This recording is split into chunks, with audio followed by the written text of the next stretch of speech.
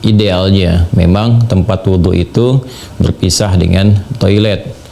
Mengapa? Karena di dalam tempat wudhu itu kita juga menyertakan ya berbagai macam kalimat-kalimat thayyibah yang mengiringi proses wudhu, baik sebelum ataupun setelah wudhu itu dilangsungkan. Ya, bukankah kita saat berwudu kan mengucapkan bismillahirrahmanirrahim, kan?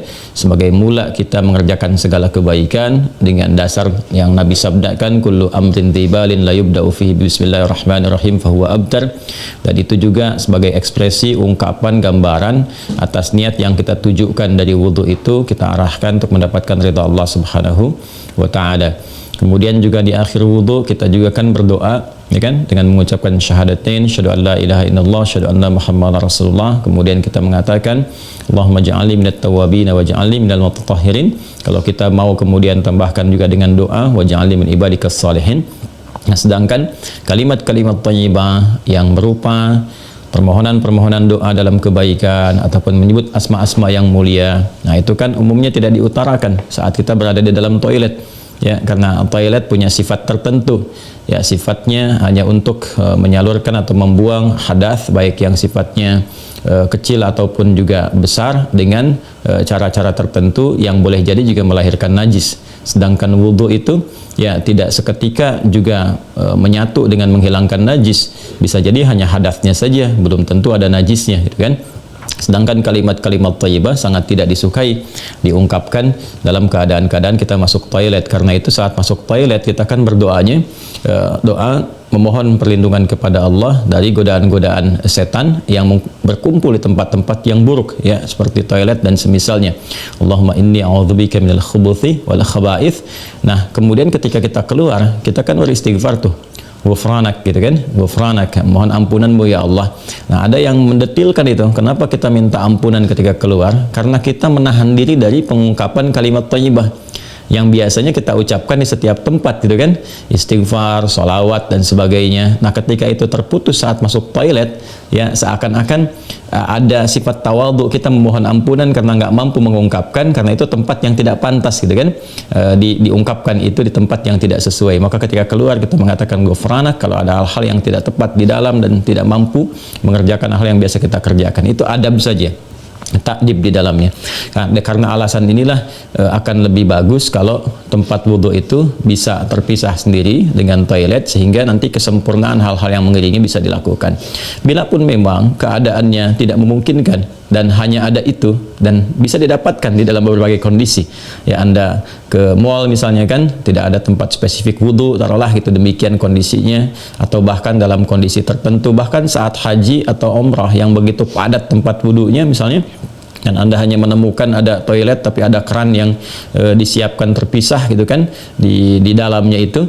Nah, ini kondisi-kondisi demikian masih memungkinkan. Ya, jadi kalau ada kondisinya sifatnya tidak terpisah keadaan tempat wudhunya, maka tidak ada masalah ketika Anda berwudhu dalam keadaan juga menyatu tempatnya dengan toilet, karena kaidah juga mengatakan ad-daruratu tubihul mahdharat. Kondisi-kondisi yang mendesak itu, kondisi-kondisi yang tidak biasa itu membolehkan, bahkan yang terlarang pun asalnya diperkenankan. Nah, ini kan sifatnya tidak terlarang, hanya tidak disukai, gitu kan, makruh sifatnya, nggak ada nas haram di dalamnya, tapi sifatnya tidak disukai. Tidak disukainya itu karena kita tidak bisa mengungkapkan hal-hal baik yang mungkin kita bisa lakukan ya saat kita berwudu. Jadi kita berdoa harus keluar dulu setelah selesai wudu, gitu kan, baru kemudian kita bisa berdoa. Ataupun bismillahirrahmanirrahim hanya kita bisa ungkapkan dalam hati, nggak bisa kita lafadzkan, gitu kan.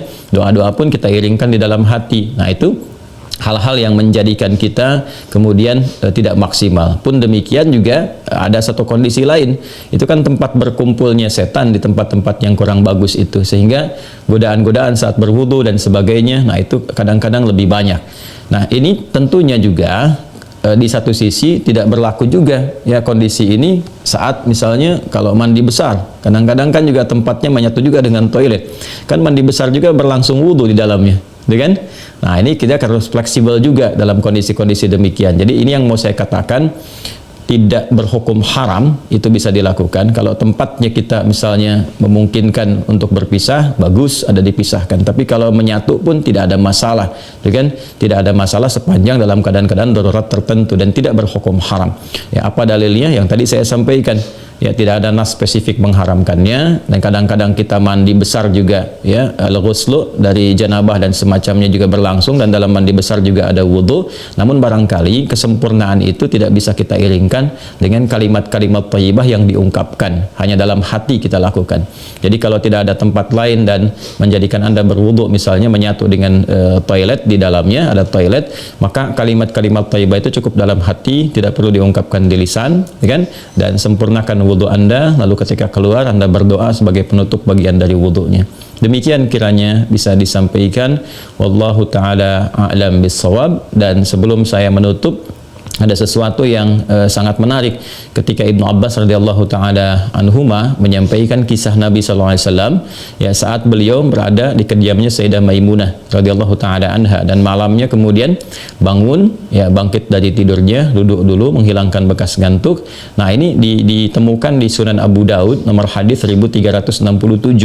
Tsumma dhahaba ila syanin mu'allaqah. Kemudian beliau pergi ke tempat tertutup. Nah, syanin mu'allaqah ini enggak disebutkan tempat tertutupnya. Apakah dia sifatnya mirhad, ya kan? Apakah tempatnya toilet yang menyatu, kamar mandi, ataukah dia tempat wudhu, ya kan? Bidha, misalnya, apakah dia tempat wudhu? Nah, ini yang tidak disebutkan, keadaannya tempat tertutup saja. Ini memberikan kesan bahwa bisa jadi kalau itu yang dimaksudkan adalah tempat yang tertutup, itu toilet dan semacamnya, jelas, ya, dilakukan dalam bentuk tertutup sehingga tidak tampak aurat dan sebagainya, itu fikih yang lain. Tapi kaitan dengan wudhu juga itu cukup menarik juga. Hendaknya kalau kita pun membuat tempat wudhu di satu tempat, ya, dimungkinkan ada penutupnya, karena boleh jadi tempat-tempat yang digunakan untuk oleh laki-laki ataupun perempuan yang menyatu, ya, menyatu itu yang dimaksudkan dimanfaatkannya, ya, boleh jadi ada perempuan juga yang masuk ke situ, kan di satu tempat tuh nggak ada kekhususan gitu, ya. Nah, tapi tempat-tempat lain sekarang sudah lebih bagus, ini untuk laki-laki, ini untuk perempuan, tuh nggak ada masalah. Tapi kalau tempat yang digunakan untuk menyatu, dia hendaknya ada penutup sehingga nggak semua orang bisa mengakses ke dalamnya dengan batas-batas tertentu. Apa kaitannya, korelasinya dengan pertanyaan Anda? Syanin mu'allaqah di sana nggak disebutkan, ya, apakah itu tempat wudhu atau menyatu dengan toilet. Tapi babnya ketika keluar dari situ Nabi sudah berwudhu. Ya, sedangkan keterangan-keterangan tentang seputar wudhu Nabi dan bangkit di malam hari itu disertakan juga dengan janabat. Artinya apa? Di kondisi-kondisi tertentu kan mandi, ya kan? Dalam mandi itu kemudian ada proses wudhu dan sebagainya. Ini menunjukkan kesan bahwa dalam mandi itu kan ada, selain hadas juga ada sifat-sifat lain yang dibersihkan. Kan? Bisa jadi juga yang mengandung najis seperti buang air kecil, ya, dan sebagainya kan menyertai dalam mandi itu. Nah, ini memberikan kesan bahwa tidak ada hukum spesifik haram untuk mengerjakan wudhu di dalamnya, karena ada proses yang tadi saya sebutkan. Tapi lebih disukai kalau hanya untuk wudhu semata, tidak disertai dengan mandi yang lainnya, kalau ada tempat yang terpisah sehingga bisa menyempurnakan bacaan-bacaan yang dimaksudkan. Demikian Mas Wildan, ya, semoga bisa dipahami dengan baik. Allah Ta'ala alam bisawab.